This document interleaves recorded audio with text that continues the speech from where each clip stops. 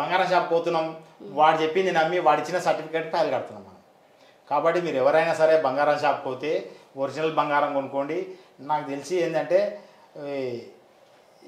ఎక్కువ అడ్వర్టైజ్మెంట్ లేకుండా బాగా పేరుండి ఎక్కువ రోజుల నుంచి ఉండి బంగారం అంటే ఇట్లా ఎల్లో కలర్ ఉంటుంది, గోల్డ్ కలరే ఉంటుంది, గోల్డే అది, దాంట్లో ఎలాంటి మార్పులు రాలేదు. బంగారము కొత్త బంగారం భూమిలోకి వెళ్ళి ఎవడు కనిపెట్టి తీయలేడు. దాంట్లో ఏమైనా మెటల్ వేరేది కలిపితేనే బ్లాక్ గోల్డ్ అయితే రోజ్ గోల్డ్ అవుతుంది. అవి శరీరం వేసుకుంటే మనకు ఉల్టా అనారోగ్య సమస్యలు వస్తాయి, మెంటల్ టెన్షన్ వస్తుంది, తలనొప్పి లేస్తుంది, ఇరిటేషన్ వస్తుంది, ఈ దద్దుళ్ళు వస్తాయి, ఈ కొట్లాట్లు అవుతుంటాయి. కాబట్టి మీరు ఎవరైనా సరే ఒరిజినల్ బంగారం కొనుక్కోండి. కొనేటప్పుడు ఈ మిగతా బంగారాలు అవాయిడ్ చేయండి. ఎక్కువ రాళ్ళు లేకుండా కొనుక్కోవడానికి నేర్చుకోవడం ఫస్ట్ పద్ధతి.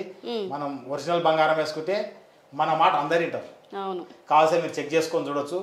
ఉత్త బంగారం వేసుకొని చెక్ చేసుకోండి కొద్దిసేపు, 1 గంట 2 గంటలు, తర్వాత వేరేది వేసుకొని చూడండి. మీలో మీకే మీ ముఖ కవలికలు కానీ మీ ప్రవర్తన కానీ మీకు తేడా తెలుస్తుంది. కాబట్టి మనం ఎవరమైనా సరే ఒరిజినల్ బంగారం కొనుక్కొని ఇది తెలిసిన వ్యక్తి దగ్గర తీసుకుంటే మంచిది. మ్యాక్సిమం నేను ఇచ్చే సలహా ఏంటంటే గోల్డ్ స్మిత్ దగ్గర చేపిస్తేనే ఒరిజినల్ బంగారం వస్తుంది. ఎందుకంటే రేపు పొద్దుగాల వాడు తేడా చేస్తే మనం అడగడానికి క్వశ్చన్ వస్తుంది. అందరూ ఏమంటారంటే పెద్ద షాపులో ఉంటే వాడు సర్టిఫికేట్ ఇస్తాడు, మళ్ళీ కూడా పోతే వేరే బంగారం ఇస్తాడు. వాడిని ఎన్నిసార్లు వాడిని బంగారం మార్చి వేరే బంగారం ఇస్తాడని పైసలు ఇవ్వడు. అవును నిజమే. ఎన్నిసార్లు పోయినా వేరేది ఇస్తాడు ఆర్నమెంట్, మళ్ళీ వేరేది ఇస్తాడు, డబ్బులు ఇవ్వడు.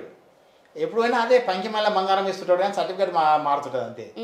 అదే అవసరం ఉంది గోల్డ్ స్మిత్ అని చెప్పిన అనుకో, ఈ బంగారం మారని ఇంకో బంగారం చేస్తాడు, లేదా భయపడతాడు. కాబట్టి మనం మ్యాక్సిమం తీసుకోదలుచుకుంటే గోల్డ్ స్మిత్ దగ్గర తీసుకోవాలి. పెద్ద పెద్ద షాపుల దగ్గర పోతే కూడా అది వైఫై అడ్వర్టైజ్మెంట్ చూసిపోయి మోసపోవద్దు. ఓన్లీ గోల్డ్ లాగానే కొనుక్కోవాలి. వేరే పేర్లు పెట్టి కలర్ చేంజ్ ఉన్న బంగారం అసలు తీసుకోవద్దు. ఓకే గురుగారు, బంగారం తీసుకున్నప్పుడు ఎలాంటి జాగ్రత్తలు తీసుకోవాలని చాలా చక్కగా తెలియజేశారు. ధన్యవాదాలండి.